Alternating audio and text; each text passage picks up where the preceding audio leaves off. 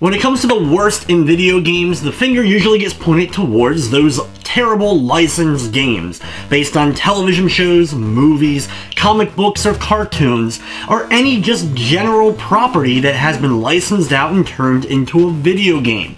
And you of course have heard about so many over the years from various video game-based YouTube personalities.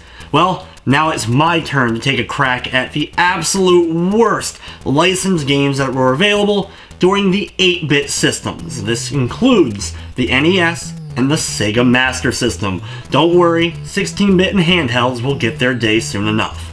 So without further ado, here are the 10 absolute worst licensed games available for 8-bit consoles.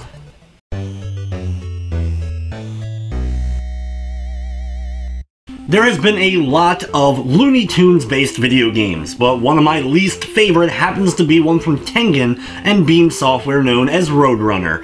Controlling, of course, the titular character Roadrunner, you're escaping Wile E. Coyote, of course, picking up birdseed along the way while trying to escape Wile E. Coyote's various traps. It sounds like it could be a great concept for a game and actually was done better later on with other Roadrunner based video games. But this version that was for the NES from Tengen just ended up being a bore fest with arcade-style gameplay that would have been perfectly acceptable on the Atari 2600, but playing it back on the NES, it just felt, well, a bit lacking. The controls also just weren't the greatest, and hit detection when it came to actually escaping Wile E. Coyote also just wasn't good at all. It may not be the worst of the licensed games or even talked about that often, but Roadrunner on the NES is definitely one that I don't want to play again.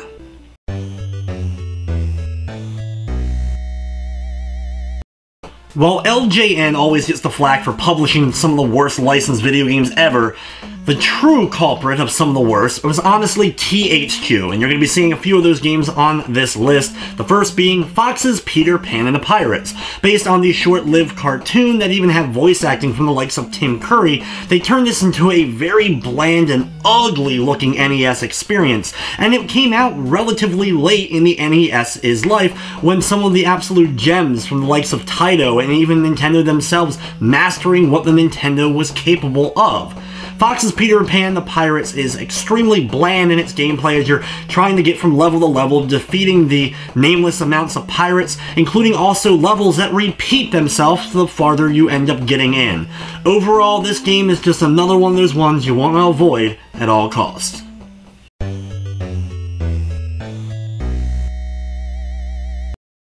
The Sega Master System may not have the biggest gaming library, and because of that it doesn't have as many terrible licensed games, but the one that absolutely sinks to the bottom of the barrel is Alf. Based on the sitcom and the cartoon of Alf from the mid to late 80s, you play as Alf and you're trying to escape FBI agents, rebuild your spaceship, and then go to see your girlfriend in space. It's extremely odd for a concept with some of the absolute worst hit detection the Master System can offer, as well as just the fact that they didn't even program turning animations for Alf himself. Alf disappears for a second when you actually turn from left to right. It's a very small but convoluted game with really no guidance on where you should go and what you should interact with, including an item that will actually kick you back out to the title screen and make you start the game all over again if you accidentally buy it. Alf, oh my, do not even try to play this one.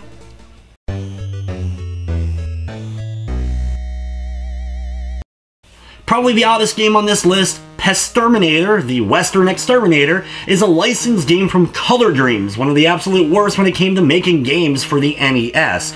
They worked in collaboration with an extermination company from California using their mascot in order to make a video game about smacking mice over the head with a hammer. In concept, it could have been an interesting deal, but you're dealing with Color Dreams who barely could program anything, let alone anything that was at least somewhat playable and enjoyable. Pestterminator controls terribly and has a lot of the same faults as most of the other Color Dreams games, including awful sound design, as well as just overall boring and bland gameplay.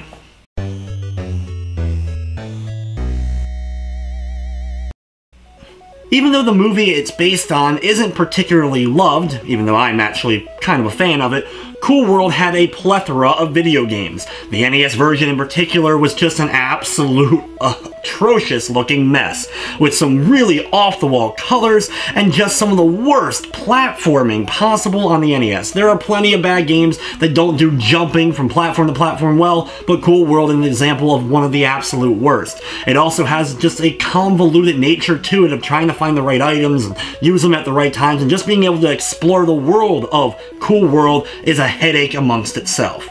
If at all possible, avoid any of the games that have the Cool World name on it, but especially this one.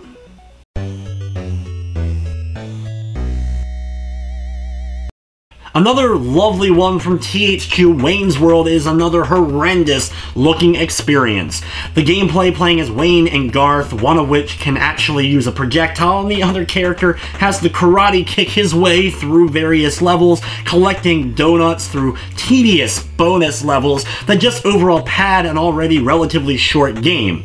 That is, of course, if you can master the absolutely god-awful controls so that you can control the characters through the various levels, escaping all the obnoxious and weird enemies like TV screens and musical instruments. Wayne's World is just a great example of why THQ should never have been given a publishing rights on the NES.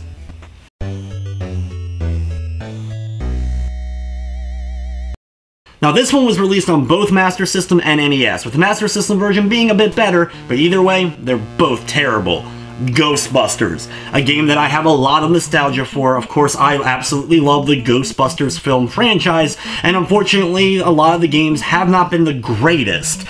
Ghostbusters on the NES, which was also available on a few other consoles as well, including the Atari 2600, is just one of those licensed games that thinks it's being clever with some of its design of actually catching ghosts, but then presents you with some of the worst English text translated on any of the NES cartridges, and this includes even throwing Metal Gear, the original, into the mix. Ghostbusters features one of the most awful sequences in any game on the 8-bit consoles. The stairs are some of the absolute worst game programming I have ever seen. Mashing the button to try to get up with only 3 hits at your disposal, when the only ways you're making it up is either using a turbo controller, which would require a ton of luck, or actually glitching it, or using a Game Genie in order to make your way to the very top and finally fight the ugly looking Gozer at the very top of the building.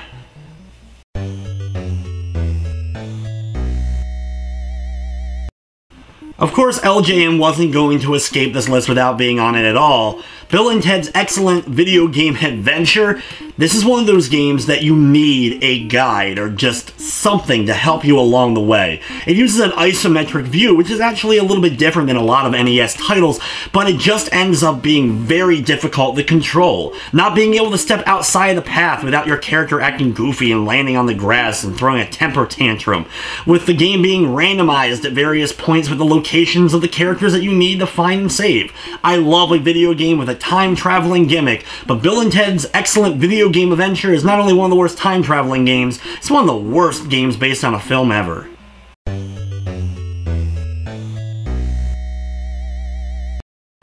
Just like in a previous top 10 list, I have made it well known I hate Back to the Future 2 and 3. But I'm not going to say it's the worst licensed game on the NES. It is convoluted, it is hard to get through, you're not going to have a clue what you need to do, even with traveling from the various different time periods. Trying to find the location of any of the items and actually returning them to their proper location is honestly a feat in itself. If you can turn on the game blindly without any sort of guide and do at least one item and getting it back to the right place, honestly, turn the game off and reward yourself with a gold star, because honestly, you've done much more than most people will ever be able to do in one of the absolute worst games based on one of the most beloved franchises, at least for me, ever. Back to the Future 2 and 3, way too long, way too hard to figure out, and honestly is just a bore at every single step of the way.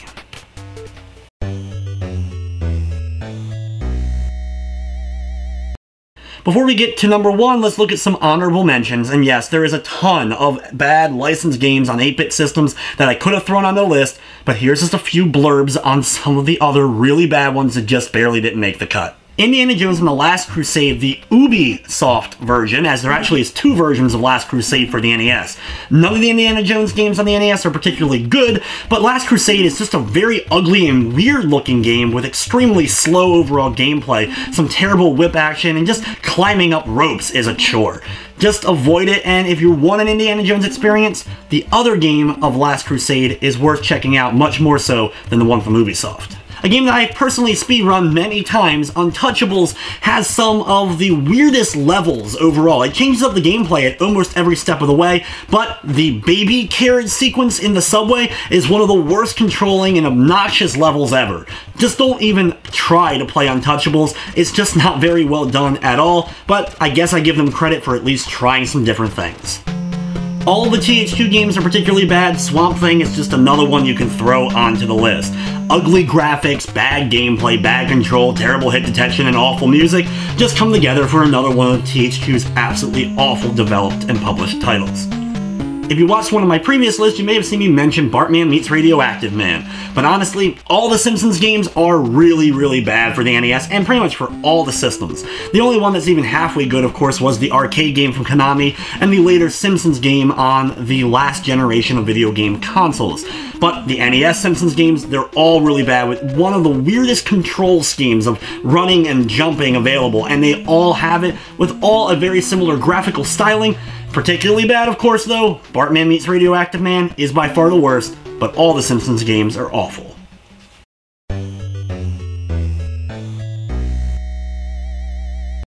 I have never played a worse programmed, officially licensed game than The Adventures of Rocky and Bullwinkle. This game was approved by Nintendo to be on the system. Sure, unlicensed games from Color Dreams are worse, but nothing that was officially licensed is worse, in my opinion, than Adventures of Rocky and Bullwinkle. And honestly, I challenge you to find me a worse programmed title. Not only does it have really bad graphics, all these games have terrible graphics, but just look at this game. It is one of the ugliest messes ever. It also has some of the most grinding music, as you'll be hearing the Rocky and Bullwinkle theme throughout the entire course of the game, and it's only a few notes long, so it repeats on end over and over. Even within the first level, you'll want to turn off the sound. It also didn't even get programmed stairs properly. You'll go down a pair of stairs and you'll end up dying. It's the correct way you need to go, but you just didn't fall at the right part of the screen for it to trigger the proper effect of actually going from one screen to another. The Adventures of Rocky and Bullwinkle, by far, the worst licensed game available for any of the 8-bit consoles, and honestly, maybe the worst licensed game of all time. So there you have it, the worst licensed video games of the 8-bit console era. The NES definitely had more than the Master System, but I couldn't do a list like this without throwing ALF onto it. What are your least favorite licensed properties that were turned into NES games? What are some of the absolute worst you think on the 16-bit era of systems or even handheld consoles? Let me know down in the comments below, and of course, let me know if there's any other particular list you would like to see me do in the future. But anyway guys, that will wrap up this top 10. I'd like to thank you for watching, and of course, I hope you enjoyed.